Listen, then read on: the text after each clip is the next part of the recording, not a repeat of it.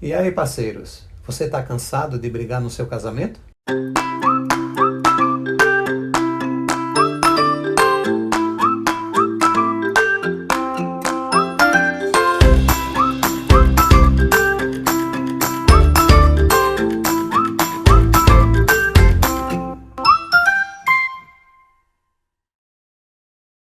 Você deve estar se perguntando, né? Mas que pergunta é essa? Pois é. Que pergunta é essa que tem predominado no seu casamento essa situação? E hoje nós estamos aqui com você para descobrirmos quando brigamos no nosso casamento. Mas antes eu queria levar você para a palavra de Deus, que está lá em 2 Timóteo 2, 23, 26, que fala assim: fique longe das discussões tolas e sem valor, pois você sabe que elas sempre acabam em brigas. O servo do Senhor não deve andar brigando, mas deve tratar todos com educação. Deve ser um mestre bom e paciente que corrige com delicadeza aqueles que não são contra ele. Então, mais uma vez, a gente quer dizer aqui para você, o seu cônjuge não é contra você. Então, não existe motivos para vocês estarem brigando dentro do seu casamento. Mas medita nesse versículo, coloca ele no teu coração para que ele seja rema na sua vida. O que nós temos percebido? Que os casais têm colocado a briga como dinâmica do casamento. Como assim, pastora? Dinâmica do casamento. Porque nós casamos e nós vamos acomodando o nosso estilo de vida. Então, a gente tem um estilo de vida. Se vocês comem na mesa, se vocês tomam banho juntos, se vocês se organizam para ter a vida sexual de vocês, no sentido de tomar um banho, de passar um perfume, de fazer assim, de fazer diferente, entende? Então, tudo a gente vai transformando numa dinâmica no nosso casamento. A briga também entra como uma dinâmica no nosso casamento. E você precisa entender que quando você briga, né, quando você desenvolve essa dinâmica no seu casamento, ela se torna viciante para o seu cérebro. E o nosso cérebro, ele é químico. Todas as vezes que eu estou brigando com o Silas, então o que a gente está fazendo aqui? Mentalmente, nós estamos desenvolvendo uma química no nosso cérebro. E essa química, ela se torna viciante. Então, você não se vicia em brigar, mas você se vicia pela química que o seu cérebro começa a desenvolver a partir do momento que você briga. Então, ela virou um caminho, ela virou uma rota para o seu casamento, ela virou uma cultura no seu casamento. Então, é isso que você precisa tirar de dentro do seu casamento. Mas para você tirar, nós vamos entender quando brigamos no nosso casamento.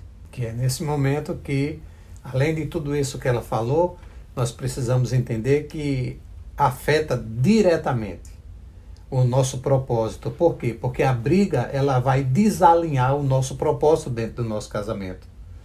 E aí, a partir do momento que, quando nós casamos, nós temos que ter isso bem definido dentro da nossa cabeça, sabe? Que o propósito, ele tem que estar na frente, ele tem que estar em primeiro lugar dentro do matrimônio. Porque ninguém casa sem propósito. Existe um propósito para a gente casar.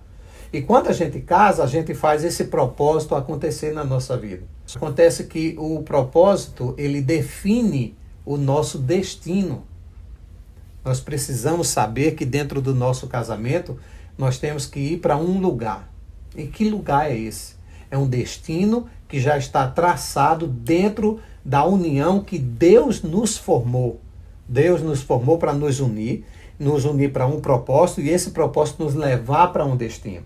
Então, o que é que acontece quando esse destino ele é bloqueado? É exatamente as brigas.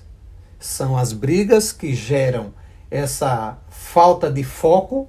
E aí as brigas vai sugar toda a nossa energia que nós tínhamos para nós caminharmos no propósito em direção ao nosso destino. Então as brigas vai fazer o quê? Ela vai sugar a nossa energia. E a partir do momento que ela suga a nossa energia, quando a gente para de brigar, que olha para o propósito, que olha para o destino, a gente não tem mais energia para caminhar.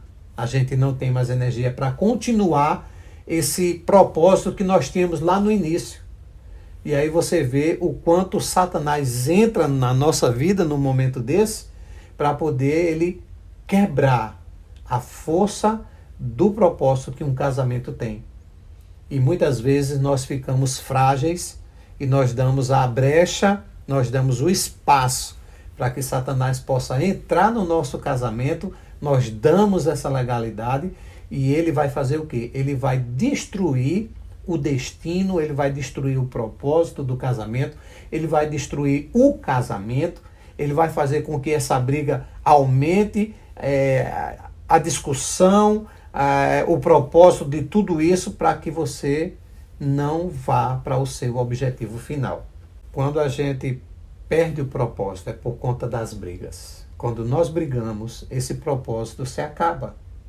Esse propósito ele se dilui, porque não tem uma energia pronta para ir para as duas fontes. Eu não posso ter uma energia para ir para a briga e eu não posso ter uma energia para ir para o meu propósito. Eu tenho que canalizar a minha energia junto com minha esposa. Eu tenho que canalizar para um único sentido, que é o sentido onde Deus nos uniu para esse propósito. Nós brigamos também quando somos regidos pelos nossos sentimentos. Então vamos entender isso. Os nossos sentimentos, ele não nos deixa estar no lugar correto. E qual seria o lugar correto? O lugar de autorresponsabilidade. Então, estamos discutindo aqui, eu e o Silas, né? Estamos aqui discutindo, tá? Se eu for para o lugar de vítima, ele está falando isso comigo, entende? O que isso vai me ajudar? Aonde o meu sentimento de me sentir coitada, de me sentir destruída, de me sentir desvalorizada, vai me ajudar. Então, nessa hora, eu preciso o quê? Eu preciso ir para o lugar de autorresponsável.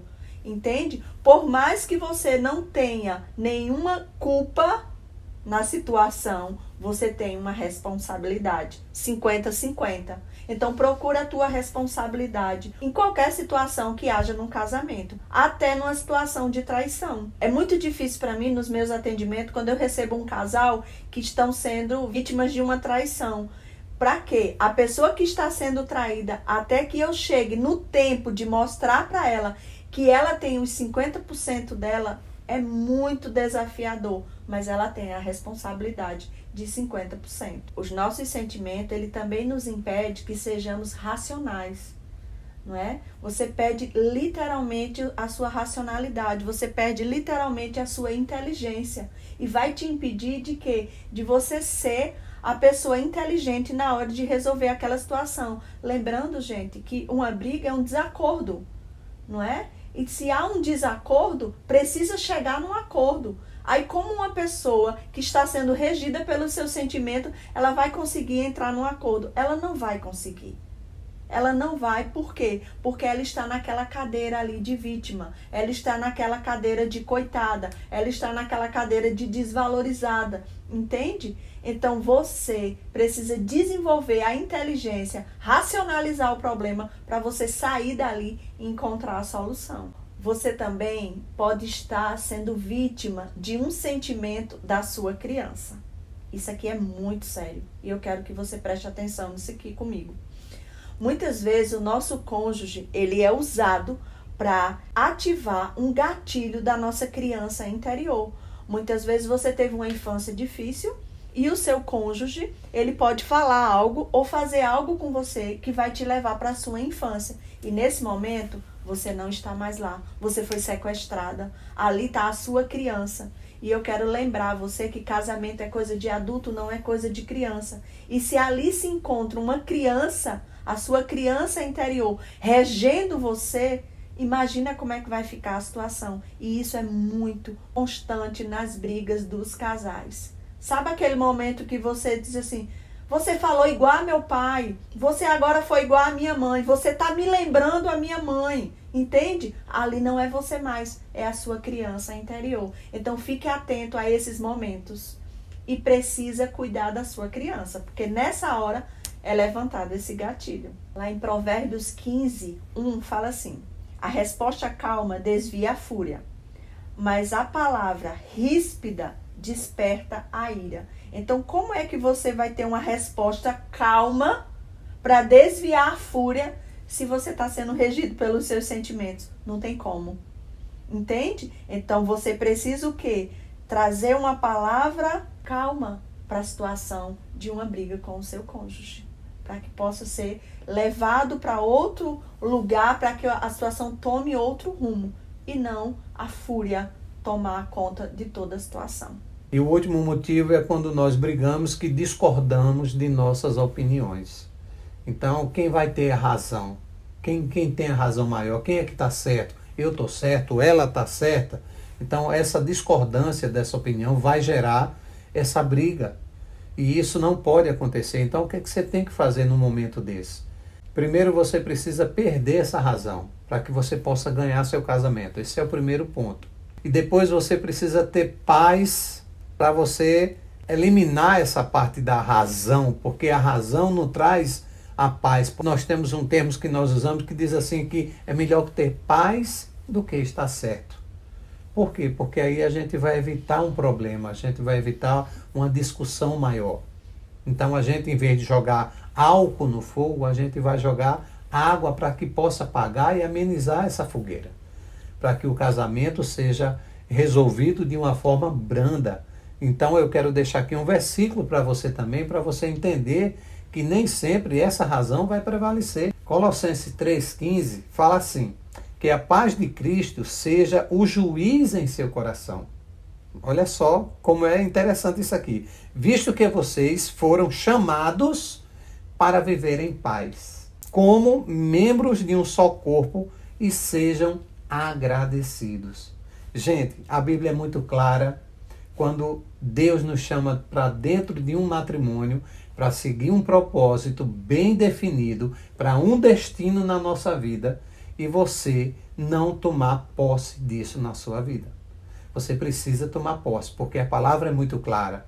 E Satanás está ao nosso derredor querendo tragar o nosso casamento. Eu quero que você pense aqui conosco. Existem 3 motivos, que é quando você entra numa briga com seu cônjuge, quando seu coração não está blindado pelo propósito, quando você é regido pelos seus sentimentos e quando vocês discordam em suas opiniões. Então vamos treinar, vamos abrir mão daquilo que a gente pensa no que é certo e vamos tomar posse do que é a palavra hoje. Nós lemos aqui 3 versículos para vocês, fundamentais para o casamento. Vamos seguir a palavra, vamos tirar essa cultura de briga do nosso casamento e vamos trocar por um diálogo. Se vocês têm dificuldade de dialogar, vocês precisam começar a treinar a comunicação de vocês. Mas não deixe o casamento de vocês ser regidos por brigas. Então, que você não seja abençoado sozinho com essa palavra, que você possa levar para todos esses casais que você conhece essa necessidade, porque isso aqui é uma necessidade conjugal que nós precisamos fazer dentro das famílias. Então, deixa aí o teu like, se inscreve no nosso canal, ativa o sininho aí das notificações, nos acompanha lá no Instagram, @silascosta. anacristina.psicóloga. E próxima semana nós aguardamos vocês aqui. Eu não sei se vocês perceberam, mas nós estamos fazendo um tema por mês, né? Abrangemos sexualidade, falamos agora sobre brigas e nos aguarde no nosso próximo tema. Nós nos vemos na próxima semana. Tchauzinho!